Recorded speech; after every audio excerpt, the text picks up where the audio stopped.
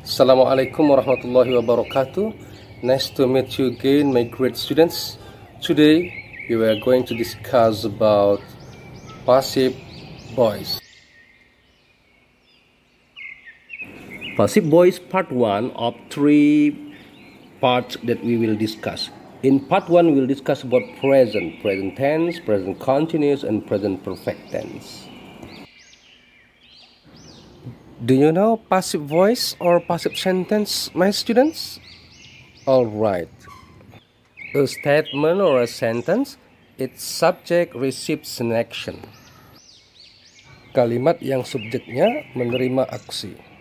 Nah, sederhananya kalau kita bawakan ke dalam bahasa Indonesia, maka kalimat tersebut kata kerjanya berawalan di. Contoh, diminum, ditolong, diberi, dan lain sebagainya. Alright, my students, in this occasion we will discuss passive voice in present, past, and future tense. Let's get started. Ananda sebenarnya sangat mudah untuk membuat kalimat pasif dalam bahasa Inggris. Ayo kita bahas. Coba perhatikan rumus berikut Ananda untuk formula present tense subject. Lalu setelah subject ada to be, is, am, atau are untuk present tense ya. Kemudian diikuti kata kerja ketiga.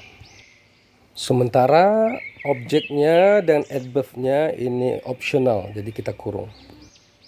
Mari kita diskusikan contoh sekaligus dengan rumusnya. Oke, perhatikan subjeknya Ananda. Yang pertama Danu, kalimat kedua the books, kalimat ketiga I. Selanjutnya to be yang di garis kuning, nomor 1 to be-nya is, nomor 2 to be-nya are, nomor 3 to be-nya am. To be-nya berbeda tergantung dari subjek. Danu is, the books are, I, to be-nya am. Selanjutnya kata kerja ketiga atau past participle. Nomor 1 helped, nomor 2 written, nomor 3 given. Kata kerja ketiga itu mesti dihafal ya, dan Ananda bisa memulai menghafalnya di irregular verb yang ada di kamus Ananda.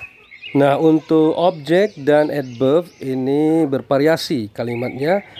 Ada yang memakai objek dan adverb, ada yang memakai objek saja atau adverb saja, ada yang tidak sama sekali. Kata by digunakan ketika sebelum objek kita membutuhkan kata oleh. Misalnya oleh Ahmad atau oleh John. Begitu seterusnya. Selanjutnya kita masuk ke present continuous tense dalam bentuk kalimat pasif. Kalau kita sudah paham tentang pasif dalam bentuk present tense, maka untuk present continuous lebih mudah karena hanya menambah kata being setelah to be. Mari kita lihat contoh berikut ini. Danu is being helped by John every morning. Perhatikan tanda kotak yang Mr. beri dengan warna yang sama. Number 2, the books are being written by me. Number 3, I'm being given some cakes. Kita artikan dalam bahasa Indonesia, Danu sedang dibantu oleh John setiap pagi. Is being itu artinya sedang di, ya.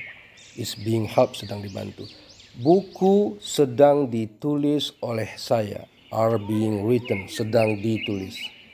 I am being given some cakes. Saya sedang diberi. Am being given, sedang diberi. Some cakes, beberapa kue. Selanjutnya kita bahas kalimat pasif dalam tenses present perfect tense. Bagi Ananda yang ingin mendapatkan materi present perfect tense, silakan diikuti video Mister di alamat YouTube ini. Contoh yang pertama, Danu has been helped by John every morning.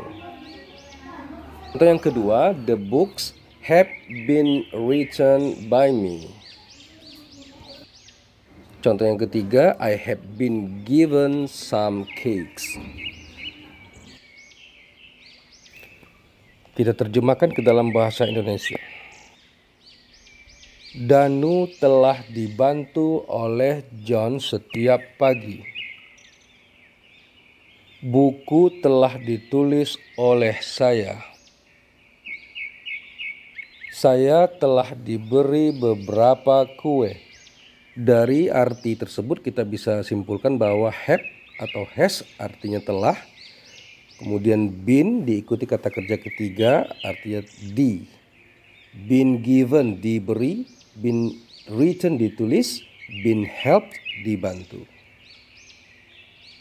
Baik Ananda, sebelum kita tutup ada baiknya kita simpulkan ketiga rumus yang kita gunakan dalam kalimat pasif ini. Yang pertama, rumusnya dalam bentuk present tense, yaitu subject ditambah to be is atau am atau are plus verb 3.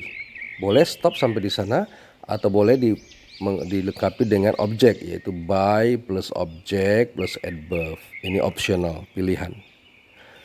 Kemudian rumus yang kedua, present continuous tense. Bedanya tipis sekali dengan present tense yang pertama, di mana hanya menambahkan kata being setelah to be, is atau am atau are. Oke. Nah, lalu present perfect tense ini sedikit berbeda ya. Setelah subject plus has atau have, kemudian langsung plus been. Been ini sebenarnya adalah kata kerja ketiga dari to be, is, am atau are. Jadi berubah menjadi been. Nah, setelah been diikuti kata kerja ketiga. Nah, intinya kesimpulannya ternyata kata kerja ketiga untuk membuat kalimat pasif maka tidak bisa digantikan dengan kata kerja yang lain. Jadi tetap kita menggunakan kata kerja ketiga. Tidak boleh kita ubah menjadi kata kerja satu atau kata kerja kedua. Jadi intinya kata kerja ketiga itu wajib digunakan kalau kita mau membuat kalimat pasif. Nah, setelah kata kerja ketiga kita ikuti dengan, kalau mau kita tambah, kita ikuti dengan by atau objek atau adverb.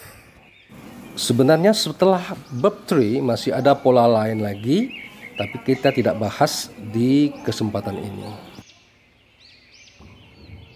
Alright my students, we have discussed about passive voice or passive sentence today. I hope you can catch all the explanations. Thank you very much. See you next time. Assalamualaikum warahmatullahi wabarakatuh.